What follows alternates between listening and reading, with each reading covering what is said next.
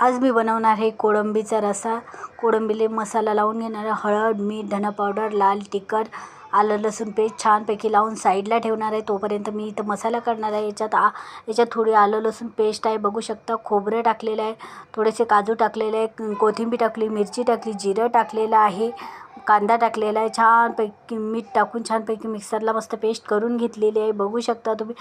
कढईमध्ये 2 चमच तेल टाकले, त्याच्यामध्ये मसाला टाकला. मसाला मस्त गोल्डन होईपर्यंत परतून घेतलेला आहे. त्याच्यात काही सुके मसाले टाकलेले आहे, मालवणी मसाला, लाल तिखट, हळद, धने पावडर, बघू शकता. छानपैकी मिक्स करून घेतलेलं आहे. त्याच्यानंतर टोमॅटो टाकलं. टोमॅटो गार होईपर्यंत मस्त शिजून घेतलेलं आहे.